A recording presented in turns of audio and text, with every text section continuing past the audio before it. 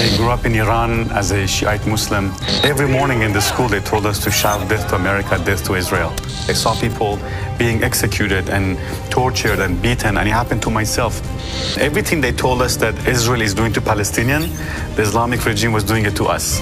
If you think that only doom and gloom and bad news can come out of Iran, well, I have news for you. I'm sitting today with Ramin Parsa, who's a friend, but also an Iranian Muslim who's come to know Christ and love the people of Israel. It's a lot to unpack, and we have time to do so. So today in our neighborhood, the story of how things can look different with the relationship with Iran and how finding the true God can completely change the destiny of a nation.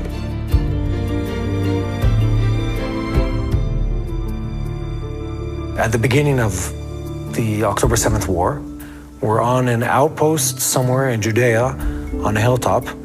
You came with a group of friends to bring a meal and bless the soldiers, and you stand up and start preaching to the soldiers in Hebrew mixed with English, if I remember correctly, about your friend from Israel, Yeshua, Jesus. Yes. And I think everyone in the room was transfixed to what you were saying and surprised by what you were saying because they didn't know how to process it. An Iranian who was Muslim, who came to believe in a Jewish Messiah and then moved to Israel to bless the Jewish people. But maybe walk us through how you ended up in that room in front of a group of soldiers, part of the My Soldiers, talking about your personal faith. Thank you, Matt, for having me. You know, I grew up in Iran as a Shiite Muslim. And all my life, I was told to hate the Jews and hate Christians, hate Israel, America. And every morning in the school, they told us to shout death to America, death to Israel. This is how I grew up. In our textbooks in the school, we had like caricatures of Israeli soldiers looking very mean, killing the Palestinian baby, and the baby's crying. So, you know, to create a hatred toward the Jewish people and Israelis, to demonize the Jews. And so this is how I grew up in the schools, in the media, you know, radio, TV, newspapers, propaganda against Israel and Jews. Yeah. So then I began to research, and I saw that everything that they were doing is exactly what the Islamic Sharia law teaches. So I lost my faith in Islam. I knew. Were you religious as a young Muslim? Yes, I was very devout. My whole family, my mother, my sisters, were devout. We were going to mosques. And as a Shiite Muslim, we used to go beat ourselves, you know, on the streets. And everything they told us that Israel is doing to Palestinians, the Islamic regime was doing it to us. But I knew there was a God, and I began to cry out to God, and I began to look for him and search for him. I said, God, if you're real, who are you? If you're not real, what am I doing here? So when I was 19, for the first time I heard about Yeshua, and in Iran it's illegal actually. The Bible is illegal. Really? Yes. Actually, it's death penalty if you leave Islam and become a Christian. First time I said, no, I don't want this. This is another Western religion, you know, this is like the same family maybe with Islam. But God didn't give up on me. I keep hearing and hearing. And then eventually the third time I heard that Yeshua died for me on the cross and he rose from the dead. And if I believe in him, I'll be saved. Eventually I opened my heart. I said, okay, Yeshua, if this is true, if you died for me and you rose from the dead, then come into my life, show me. I want to see. I don't want to be deceived again by another religion. And the moment I say that, the heat went through my hand, the warmth, it went through all my body. I began to shake and I started crying, and I felt this love I had never felt before. I felt this joy and this peace. It's like as if someone lifted 300 pounds of weight off my shoulder. Was this still in Iran? Or yes, were you still in Iran, yes. I just began to have this love for people around me, even for people who tortured me and hurt me. I began to forgive them and feel love. Eventually, I began to look for a New Testament for the gospel. And as I read from Matthew chapter 1 through Matthew 5, I began to cry. And I saw that the difference. I saw Jesus was a Jew from Israel, and I saw that he says, love your enemies and pray for those who hate you and spitefully use you. And the contrast, you know, in Islam it says to kill those who don't believe in Allah, especially Jews and Christians. It curses Jews and Christians. And then here, Jesus is saying to bless people, to forgive, to love, to go the extra mile. It was completely different. So my life was completely changed. And God just put a love in my heart for Israel, for the Jewish people. I find like often the story is that the Muslims that come to faith in the Arab world, two big things happen. One, it's almost always a supernatural revelation. And two, they stop hating the Jews and start loving the Jews. And we look at this, it takes away the cynicism that we carry in our hearts of doubting doubting that God works, doubting that out of a country like Iran, people that have a true loving heart could come out, especially for the Jewish people. Where the darkness was intense the most, God is working there. And who could have imagined out of all these countries, Iran would be, which is the #1 enemy of Israel, becoming actually #1 friend of Israel as far as people are concerned. Is that the case? Yes, and millions of Iranians are becoming Christians. And I've met thousands of them that they have come to the Messiah and they love Israel, they love the Jewish people. They feel this sympathy toward Israelis because they have been oppressed by the same ideology. You know, I've seen movies about Holocaust and I've cried and had this compassion and zeal for the Jewish people. And that's why eventually actually I got married with an Israeli and moved to Israel and began to serve the Israelis. When the war happened, I would start going to the army bases and I was volunteering, cooking for Israeli, displaced Israelis. It's such a bizarre story. It's God. I'm interested to know, what is the interaction that you have as a person walking down the street? People say, well, what's that funny accent that you have? I said, oh, I'm Iran, I'm from Iran. How do people respond to that? Actually, they're amazed, they're shocked. In fact, when I was volunteering, cooking and helping the displaced Israelis and making food for the soldiers, they were amazed and they were at the same time hopeful and rejoicing that one who was once the enemy now is a friend and helping them. How do you look back at the Iranian people? So you're a son of that nation. You have a family, I'm guessing, back in Iran. When you think about them, when you pray for them, what is going through your mind? You know, the Iranian people have gone through a fire. The past 46 years, Iranians have suffered so much economically. In the beginning of the revolution, they went through a war. Like almost more than 1 million Iranians were killed in the war. And you're talking about what, the Iraq-Iran war? Exactly. I didn't know it was that many. Yes, only 1 million on the Iranian side, and then there's a million and more on the Iraqi side. So 2.3 million people were killed. And then the Ayatollah began to execute people, oppress the women, forcing, mandatory hijab. And Iranians went through so much suffering. This is from the beginning of the 80s till the end of the 80s? 1979, the revolution happened. 1980, the war began. And then it went all the way through 1988. And the regime in Iran began to oppress the people, like socially, men get arrested for bizarre things, for being in a party. For singing or for being with a girlfriend, they get arrested, beaten, tortured. The Islamic Sharia law became the law of the land. Iranians in 46 years, they saw social oppression and then economic oppression. So Iranians, for example, when revolution happened, $1 was 7 tuman to Persian currency. When I escaped Iran in 2006, $1 was 700 tuman. Today, $1 is 86,000 tuman. So imagine the inflation, the oppression, there's no jobs. Despite Iran being a rich country, wealthy country, has the third oil in the world, second gas in the world after Russia.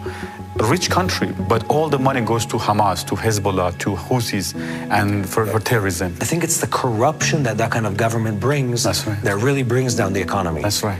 It's the evil of the government took a country that was a net exporter of refined oil products. It had natural resources in agriculture and minerals and stuff like that. Now Iran has to buy refined oil because they destroyed in the revolution all the refineries within Iran. So they have crude oil, they have natural gas, they don't have the means to process either of them. It's insane. That's right. And you look at that, it's like it's a corruption that is so all-consuming. That's right. That it brings down every element of the society. That's right. And then someone grows up and they don't have the opportunity to succeed. They don't have the opportunity to experience happiness.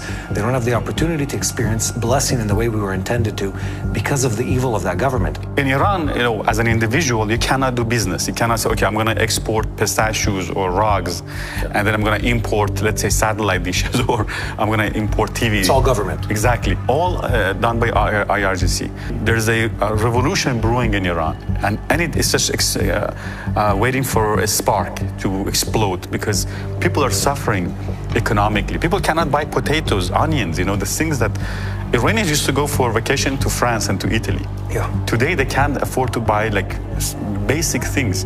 There's a protest in Iran just 2 days ago by the retired people because they're not getting paid their pensions. And they were protesting and they say, in Persian they say, دروغ میگن دشمن ما آمریکاست، دشمن ما همینجاست. meaning that... I'm going to need you to translate that. Yes. It means that it's a lie that our enemy is America, our enemy is right here, this government. Yeah. So this is people shouting on the streets. And people are becoming bolder because they have nothing to lose anymore, and they're suffering. And in the midst of that, God is working, and millions are leaving Islam.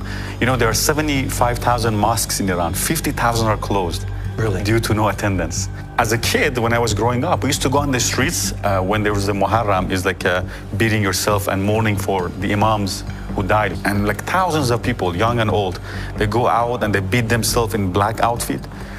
Today, I talk to my family, they say not even 5 people go. You know, when I was, I think, 18, I went to a protest in Iran. And this is after I left Islam, before I became a Christian, a believer. And all of the soldiers were beating people. They were not Iranians. They imported from Hezbollah, from Lebanon. And these people, like the proxies, they would bring them in to oppress the people, to shut down the protest. Now the proxies are almost, scattered, and they're in disarray because of what Israel did with the Hamas, with Hezbollah, with the Houthis. So now the Iranian, even soldiers, they said, why should I go and beat my countrymen? Yeah. I don't want to do this. And that's why the regime is very scared now, because they don't have the proxies to fight for them, to defend the revolution. And there's a huge, huge uprising among the people who used to support the regime now. Now they're saying no. So the question is, if Islam is the problem, and you're no longer Muslim, is the only solution for resolving, let's call it the problem that's called the Islamic, Republic of Iran, removing the Islamic part of it? Is that the only solution to this issue? So there's a shift in identity. We used to identify with Islam, that we're an Islamic nation. The country is called Islamic Republic of Iran. Yeah. Today, Iranian says, no, it's enough. Take us back to Persia. Exactly. Yeah. We are identifying with Persian. We are the children of Cyrus and Darius and Xerxes and Artaxerxes. We're not... Some of them were great Zionists. Exactly. Yeah. All of them were. They supported Israel. Yeah. I mean, Xerxes was married to a Jewish woman, Esther. And so Iranians are shifting from identifying with Islam to identifying with their Persian and nationalistic heritage. They're saying, we are Persians. We had human rights 2,500 years ago. Today, we are the number 2 violator of human rights. What happened to us? So there's an amazing awakening of people turning away from Islam to their Persian heritage. And the Persian heritage, it's friendly to Israel. And the last verse in the Jewish Bible, in the 2nd Chronicle, last chapter, last verse, is the command of King Cyrus to the Jewish people to go to the land of Israel, to Jerusalem, and to rebuild the temple. Artaxerxes, he sent Nehemiah to build a wall, and he gave Ezra the commission to go and teach the Torah to the Jewish people. So from there we went to become number 1 enemy of Israel. So people are seeing this and they're shifting around. And that's why the Bible is illegal, because they don't want people to read and to see who we were as a nation. If you've stuck around so far, well, first of all, good for you. Then pause this video and for just a second, like, share, and subscribe. Why do we do that? Because it makes sure that you and all your friends get to see this video again, and that others on the interwebs get to know that this was content that is interesting for others to enjoy. Since October 7th, 2023, war has devastated Israel with relentless missile attacks that have destroyed communities. Over 57,000 acres of forests have been reduced to ash. We're calling on you. At TB in Israel, we're starting a campaign to replant these forests. We want you to be part of rebuilding the land of Israel. Click on the link below to plant a tree and help us restore hope to our land. You know, one of the things that the devil does is he steals your identity and he gives you a false identity. Yeah. So Persians, we had a false identity. We would die for Muhammad and for Hussein and for Islam, not knowing that these were actually our enemies. When Islam came to Iran, you saw October 7, what happened. This is exactly how Islam came to Iran. Yeah. They raided, they raped, they beat, they killed, and that's how Iran became Islamic. Most of the countries in the Middle East were Christians. You're talking about the 7th century. Exactly. Yeah. It was all by the sword, by force. But now, after 1,400 years, we have woken up. Now with the internet, they see on Instagram, or although it's blocked, but people use VPN and they access, and they see Israelis are dancing, and there are Arabs walking down the streets. There's Islamic prayer in Jerusalem. They have a better life even than Iranian people. And when they see these things, they realize they have been lied to, they have been deceived. But it's changing in a sense that they have hope that this regime will not last too long. They know this regime is going to fall, and they have so much hope in that. And Iranian people, culturally, are different people. You know, they have music, art, computer science. They want to be like the West. They look at success. They want to be advanced. They want to be in that kind of society. Not to have an AK-47 go on the streets, you know, shooting and saying Allahu Akbar, and we want to do this, we want to jihad. Those days are gone in Iran. Iranian people are changing and shifting. And this is a beautiful hope that I have, and I believe it's because of millions of people turning away from Islam and becoming Christians. And it's happening. Iran has the fastest growing church in the world. Really? Yes, underground church is exploding. Millions are becoming Christians in Iran. And they said in past 25 years, estimate 8 million people have become believers, becoming Christian. And then out of how many? Out of 90 million. Really? It's incredible. So it's amazing, yes. And if you notice, in the aftermath of October 7th, every pro-Israel rally, Iranians were there to support. Yes. They were next to the Israelis, the Jewish people. By the way, we're doing this content for the TBN Israel channel, and almost every content that we ever upload has Iranians in the comment section saying, don't listen to them, we love you. Don't listen to them, we love you. And it's across the board to the point it's like, who are these people? Exactly. I find that gives me incredible hope. There's a huge support for America and for Israel in Iran by the people of Iran. They see that our enemy is not Israel and America. Our enemy is actually right here, these people who rule us, who destroyed our livelihood. There are more pro-Israel people in Iran than in Europe, actually. And it's a phenomenon. It's just something that the media doesn't talk about, doesn't cover enough. But we will see when the regime falls. We see that I have hope that we will have direct flight from Tel Aviv to Tehran. Again. Amen. Because they existed. Yes. I believe Iran and Israel will become two allies in the future. I'll pray for that. Amen. When revolution happened in 1979, it actually radicalized the whole region. All these terrorist groups began to pop up, and every country wanted to have their own version of Islamic revolution, and it kind of destroyed the whole Middle East. But I believe the way it started is going to end. So when Iran collapses, the regime in Iran, I think it's going to cause all these Islamic regimes and proxies to go away, and we're going to have a relatively peace for a while at least, and then we're going to have friendship with Israel and with America and with all the West, and it's going to cause a lot of change in the Middle East when this regime is gone, because this is the head of the octopus. So it's a lot of things are changing, shifting around, and I believe we're going to have a good future with Israel. I hope and I pray for the people of Iran, and I hope and I pray that they have a better government that gives them a better option than the way of radical Islam and siphoning their economy to cause destruction and death in the region. Yes. That's my prayer. The leaders in Iran actually are not Iranians, the Ayatollahs. If you look at... What are they? They are Arabs who came from Lebanon. Really? Yes, and from Bahrain and from Iraq. So if you look at the outfit they wear, the black turban the Ayatollah wears, the black turban is a symbol of that this person who wears this is a direct descendant of Muhammad, which means they're not Persians. So in Iran, all of the leaders in Iran right now, their last name is a city. When they came to Iran, because they didn't have a last name, they chose a city as their last name. And that's how they eventually took over Iran, and they destroyed the whole country.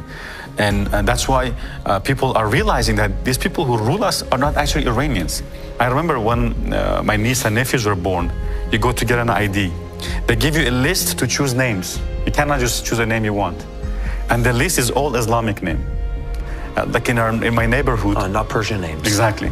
So in my neighborhood, we had like 10 Ali or 5 Muhammad or Hussein, and there's so many of them because they were trying to completely change their identity. And now that's why Iranians, all of them, in their ID, there's one name, but they have a nickname of Persian name. Like in ID is Muhammad, but they choose Darius as his name, or Daryavish. So for the Iranian people, according to what you're saying and what people on the street are saying, the U.S. sanctions and the new maximum pressure program by President Trump and his cabinet, that's a good thing for the Iranians? Well, it will hurt them, but... In the long term. Exactly, but they prefer that. They prefer, because even when Obama lifted the sanctions, they made the deal, it was a very bad deal. It released billions of dollars to Iran, but none of that money affected the people. Again, they went to IRGC, to proxies, and spend on making the missile defense and all these things. And the people know with sanctions or with no sanctions, there's not much difference. And they prefer Trump to put maximum pressure in hope that it will topple the regime. It breaks the regime down, or it causes the regime to collapse. The Iranians used to go on the streets in '79 and say, death to Shah. Shah was the king. Now, Iranians are saying death to us for saying death to Shah. What a big mistake we made. Remorseful, they're very remorseful, sorry. They had a prosperous, beautiful nation, and then now they are it's like the black sheep of the whole nations. They're known as terrorists. Their passport is good for nothing. They cannot go anywhere. There's no money, there's no economy, there's no jobs, there's no hope. So they said, what did we do with this revolution? Yeah. They promised us everything, and Khomeini promised Iranians free transportation. We're going to give you free this, free that. Money of the oil money, we're going to give it to you, distribute among everybody equally. We're going to make education free. We're going to, not only did they become free, even now with paying, they don't have electricity. They're paying for it. They don't have it. And so that's why it caused them to shift and say, enough is enough, and there's so much hope. I have more hope for Iran than even most countries in Europe, because they're going the wrong direction. They're becoming anti-Semitic. They're allowing all these Hamas. There was no pro-Hamas rallies in Iran because nobody would go. Well, because Iranians have seen what it really means to submit to that kind of ideology. Exactly. In Jeremiah 49, verse 35 through the end, there's a promise about Iran. It's a prophecy. And God says that in the last days, I will destroy the rulers in Iran. Yeah. I will establish my kingdom, my throne there, and I will bring prosperity to Iran again. It's a prophecy and a promise, and I think it's happening. So there's a lot of hope for Iran, and I'm very optimistic. I am hoping that this year things will change. Thank you, Ramin. Thank you. And I want to say, you and your life, and I've met several people like you from multiple countries. It gives me hope, and I think it gives us all hope. Amen. Hope that God is faithful, hope that even in a place that we believe is controlled by darkness, there are people that see the right thing to do and oppose the darkness. That's where I find hope. Amen.